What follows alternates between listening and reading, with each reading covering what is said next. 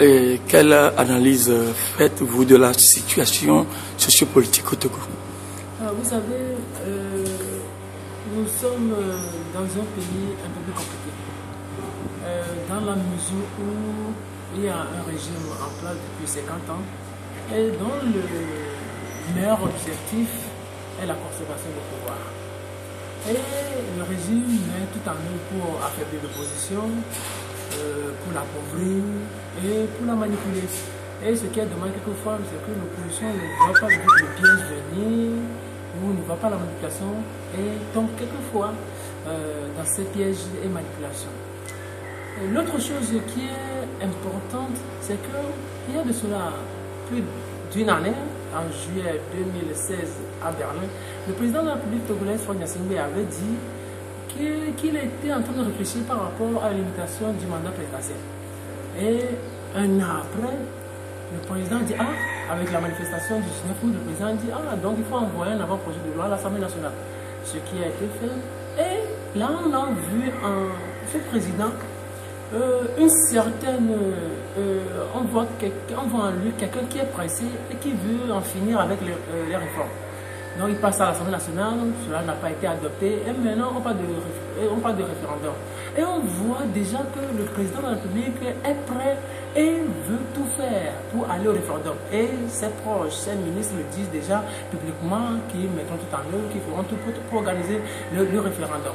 Alors, dans cette situation, l'opposition ne veut pas de ce référendum parce que l'opposition critique les institutions qui vont se charger de l'organisation de ce référendum, ce qui est tout à fait normal parce qu'aujourd'hui il y a toutes les institutions qui sont entre les mains du régime et donc peut-être cela n'est pas peut-être parce que du moment où il y a un régime qui contrôle tout, qui gère toutes les institutions, donc cela peut entacher la crédibilité de ce référendum là. Alors aujourd'hui, on voit aussi la position de la communauté internationale.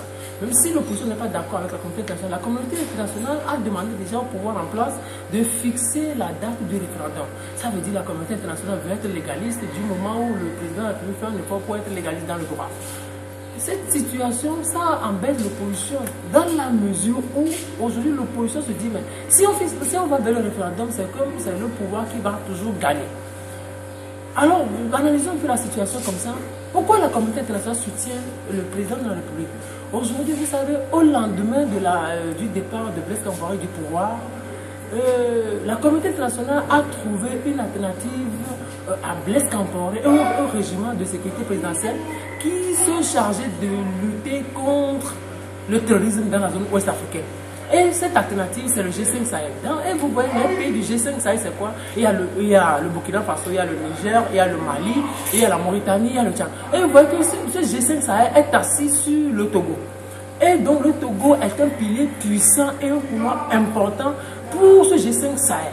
Donc la communauté internationale va tout faire pour protéger le Togo, pour tout faire pour que le Togo ne bascule pas dans la violence. Parce que quand le Togo va basculer dans la violence, ça va être compliqué pour la zone ouest africaine.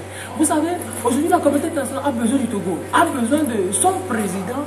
Pourquoi? Parce que la communauté internationale, parce que le Togo a une armée bien disciplinée et bien efficace. Et quand il faut aller au Mali, quand il faut aller au Darfour, on a besoin de l'armée togolaise. Et aussi, n'oubliez pas que le Togo a un port en eau profonde. Il y a ce port de Lomé qui nourrit la zone ouest africaine, qui nourrit les pays de l'Interland. Donc c'est pour ça que la communauté internationale met tout en œuvre pour protéger le président de la République, pour soutenir le président de la République, pour que le pays ne bascule pas dans la violence. Aujourd'hui, l'opposition, peut-être, elle ne comprend pas, peut-être, elle le comprend. La communauté internationale est dans cette dynamique-là. Alors qu'est-ce qu'il faudrait faire?